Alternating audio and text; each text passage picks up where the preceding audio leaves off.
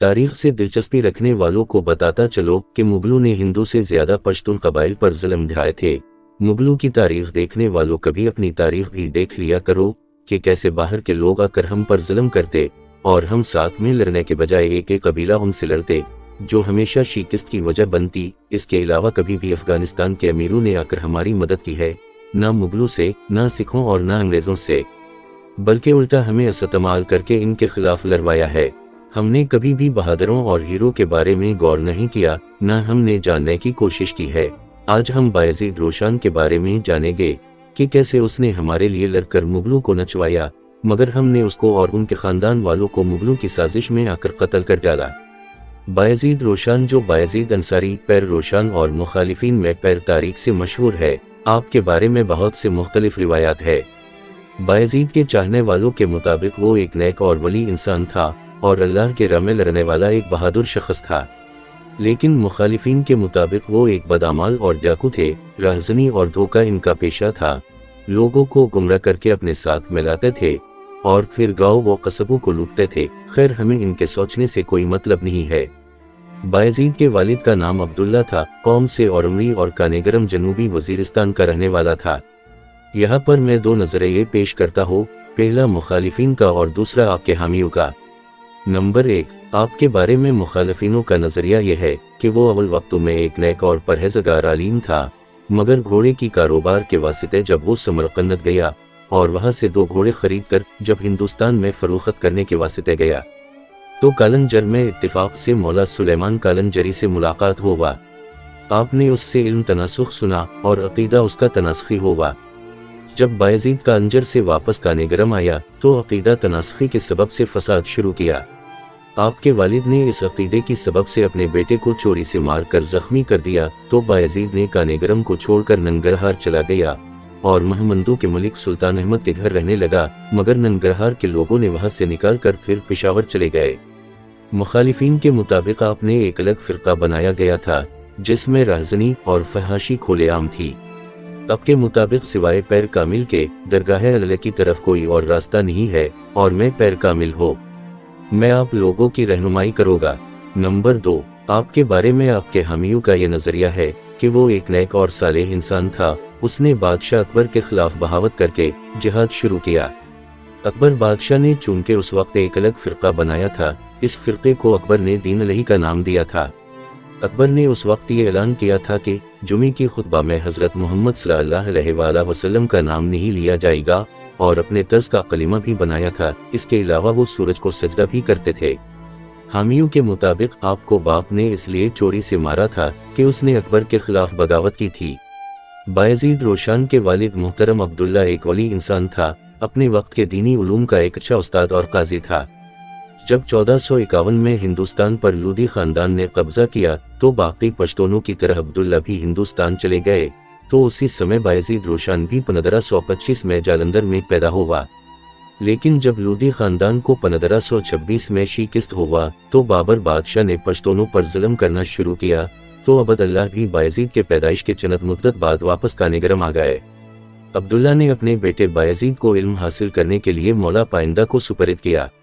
علم حاصل کرنے کے بعد اپنے مغلوں کے خلاف کارروائی شروع کر دی۔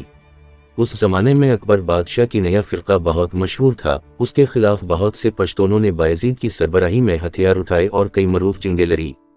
جیسا کہ میں نے پہلے بتایا کہ وہ باپ سے ناراض ہو کر ننگرہار چلے گئے تھے، لیکن وہاں پر کسی نے اس کا ساتھ نہیں دیا۔ پھر داور سے شروع ہو کر بنو اور بنو سے آفریدی اور قزیو، خلیلو، مومندو، داؤد زیو، گیکیانو، یوسف زیو اور بنگش کو اپنا مرید بنا کر تیرا کو اپنا مرکز بنا لیا اور وہاں سے اپنا جدوجہد شروع کیا۔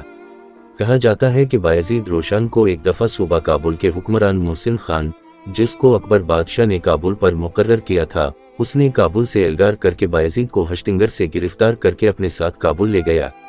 کچھ مدت تک وہاں پر قید رہا اور قید سے رہا ہو کر پھر سے ہشتنگر واپس آیا اور اپنے یاروں اور مریدوں کو جمع کر کے توتی کے پہاڑوں میں چھپ گیا۔ ایک وقت تک وہاں رہنے کے بعد بایزید روشن تیرا کی طرف گیا۔ جب افریدی اور اورکزی آپ کے مرید ہو گئے تب اس نے برملا اکبر بادشاہ سے بغاوت کر دی۔ آپ نے اکبر بادشاہ کے خلاف تبلیغ شروع کر دی۔ آپ کے مطابق مغل ظلم پیشہ ہے اور افغانوں پر حد سے زیادہ ظلم کرتے ہیں۔ اس لیے آپ لوگ اکبر بادشاہ کی اطاعت چھوڑ دے اور اپنے ساتھ کیے ہوئے ظلم کا حساب لے لو۔ آپ کی بدولت لوگوں نے بادشاہ کے خلاف ہتھیار اٹھا لیے اور جنگ و جدل شروع ہو گئی۔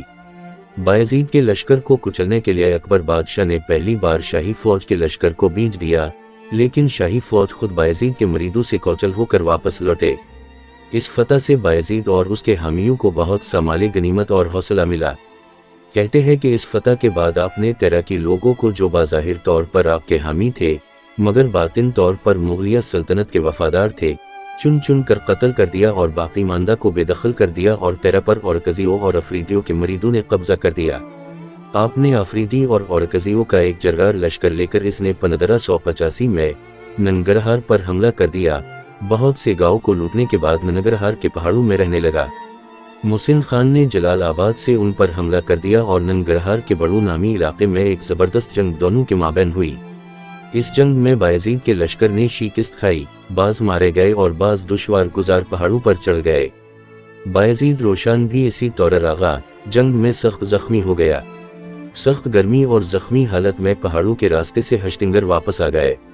پیر روشن ان زخموں کی وجہ سے ہشتنگر میں کالا پانڑی نامی علاقے میں وفات پا گئے۔ بایزید روشن کو ہشتنگر میں سوپرد خاک کیا۔ بایزید کے بیٹے شیخ عمر، نور دین، خیر دین، کمال دین اور جلال دین تھے۔ بایزید کے مرنے کے بعد شیخ عمر باپ کا جانشین ہوا۔ جب گوجر قوم نے رات کے سمے آپ کے قبر کی بے حرمتی کی تو شیخ عمر بہت دلگیر ہوا، تو آپ نے اپنے باپ کی تابوت کو نکال کر مغلوں کے خلاف بطور موت پرک اپنے ساتھ پھیراتا تھا۔ کہتے ہیں کہ وہ صندوق یوسفزئی کے ساتھ جنگ کے وقت مغلوں کے ہاتھ لگا تھا اور آگ لگا کر اس کی خاک کو آباسین میں بہا دیا گیا تھا۔ لیکن ان کے برعکس دوسرا روایت یہ بھی ہے کہ اس صندوق کو صحیح سلامت دریا میں پھینک دیا تھا، جس کو آپ کے مریدوں نے اپنے ساتھ کانے گرم لے گیا اور وہاں پر دفن کر دیا، جبکہ اکثر مورخین کے مطابق آپ کی لاش مبارک شمالی وزیرستان تحصیل میر علی کے ایک گاؤں ایدک میں دفن ہے، جو کہ آج بھی داور قبیلہ یقین سے کہتے ہیں۔ شیخ عمر نے آفریدی، اورکزئی، بنگش، خلیل، مہمنگ، یوسفزئی پر مشتمل ایک دینی حکومت بنائی، لیکن آخوند درویزہ کی مخالفت کی وجہ سے یوسفزئی آپ کے خلاف ہو گئے اور دونوں کے مابین 3 بڑے جنگیں ہو گئے۔ سرکاوی اور مینئی کے جنگ میں شیخ عمر فتح یاب ہو گئے، لیکن باڑہ کے ٹاپو درے کی جنگ میں آپ کو شکست ہو گئی اور اس جنگ میں شیخ عمر اور خیر دین مارے گئے۔ نور دین وہاں سے بھاگ نکلا مگر ہشتنگر کے گوجروں کے ہاتھوں نور دین بھی مارا گیا۔ اسی طرح جلال دین کو بھی یوسفزیوں نے گرفتار کیا ہوا تھا، مگر اکبر بادشاہ نے جلال دین کو یوسفزیوں سے رہا کر دیا۔ یوسفزئی قبیلے نے اس وقت مغلوں کا ساتھ دے کر پشتون قوم کی اتفاق کو توڑ ڈالا۔ اگر اس وقت یوسفزئی نے ریوشین نون یہ تحریک کا ساتھ دیتا اور مغلوں کو اپنے علاقے سے باہر نکال لیے ہوتے تو یوسفزئی کو وہ دن نہ دیکھنا پڑتا کہ اسی مغلوں کی وجہ سے وہ بے گھر ہو کر پہاڑوں میں بے سرو سامان ہو کر گھاس کھانا نہ پڑتا۔ اسی مغلوں نے یوسفزئی پر حد سے زیادہ ظلم کیے مگر ستم ظریفی دیکھے کہ اس وقت مغلوں کا ساتھ خوشحال خان خٹک دے رہا تھا۔ پشتون قوم پر غلبہ حاصل کرنا اس لیے آسان ہوتا ہے کہ وہ ہر وقت ہر زمانے میں خیلوں اور قبیلوں میں تقسیم ہوتے تھے اور آج بھی ہے۔ یادداشت کے لیے بتاتا چلو کہ آخوند دریزہ ایک مغل تھا اور یوسفزئی کے ساتھ کابل سے ہجرت کر کے سوات آیا تھا۔ اسی آخوند دریزہ نے کہا تھا کہ محمد صلی اللہ علیہ وسلم نے کہا تھا کہ پشتونوں کی زیادہ تر طبقہ جہنم میں جائے گی کیونکہ وہ اپنے وقت کے بادشاہ کے وفادار نہیں ہوں گے، جس کا سیدھا سا مطلب تھا کہ آپ لوگ مغلوں کی فرمان بردار رہے۔ رہائی کے بعد جلال دین روشنیہ تحریک کا لیڈر بنا۔ آپ نے بھی تیرا کو اپنا مرکز بنا لیا اور لشکر کو اکٹھا کرنا شروع کیا۔ طاقت میں آنے کے بعد آپ نے پھر سے مغلوں کے خلاف کارروائی شروع کر دی۔ 1594 میں جلال دین کو گرفتار کرنے کے لیے مغلوں نے بھاری فوج بھیجی، جس میں جلال دین کے لشکر کو بے شمار جانی و مالی نقصان پہنچا۔ 1597 میں آپ نے غزنی پر حملہ کر دیا لیکن ناکام ہو گیا، اس وقت جہانگیر کابل میں تھا۔ 1599 میں آپ نے پھر سے بنو، ڈیرہ اسماعیل خان اور وزیرستان کے لوگوں کو اکٹھا کر کے غزنی پر حملہ کر دیا۔ غزنی کو اپنے قبضے میں لینے کے بعد غزنی کے گورنر کابل بھاگ گیا۔ مال غنیمت سمیٹ کر جب واپس لوٹ رہے تھے تب ہزارہ والوں نے آپ پر حملہ کر دیا اور اتفاق سے ایک گولی لگنے کی وجہ سے وہ جہانے فانی ہو گئے۔ ہزارہ والوں نے آپ کا سر کاٹ کر بادشاہ اکبر کو پیش کیا۔ آپ کے بعد اس تحریک کو احداد نے اپنے ہاتھوں میں لیا۔ احداد شیخ عمر کا بیٹا تھا۔ آپ کے دور میں روشنیہ تحریک خوب زور و شور سے جاری تھا، لیکن 1626 میں کوہاٹ کے علاقے لوآگر کے پہاڑوں میں ظفر خان کے ہاتھوں شہید ہو گیا۔ حداد کو قتل کرنے کے انعام میں ظفر خان کو کابل کا گورنر مقرر کر دیا۔ اس کے بعد آپ کی زوجہ بی بی الائی میدان میں آ گئی اور اپنے بیٹے عبد القادر کو سردار بنایا۔ شاہ جہان کے تخت نشین کے 1 سال بعد ظفر خان پشاور کے راستے کابل جا رہے تھے کہ ان پر بی بی الائی کے لشکر نے حملہ کر دیا، جس کے نتیجے میں مغلوں کو بے دریغ نقصان پہنچا اور ظفر خان بھی گرفتار ہو گیا۔ بی بی الائی کے اس فتح کے نتیجے میں اکثر پشتون اب کے ساتھ ہو گئے اور پشاور پر حملہ کرنے کا ارادہ کیا۔ پشاور پر حملہ کرنے کے وقت بے خبری میں آپ کے لشکر پر مغلوں نے حملہ کر دیا، جس میں روشنیہ تحریک کے بہت سے لوگ مارے گئے۔ جب بی بی الائی اور عبد القادر پشتونوں کے حمایت سے نا امید ہو گئے تو اس نے حاکم سید خان کی کوشش سے مغلوں کے ساتھ صلح کر دی اور پشاور آ گئے۔ بی بی الائی اپنے بھائی سمیت ہندوستان چلے گئے، وہاں پر شاہ جہان نے اب کی خوب خاطر و تواضع کی۔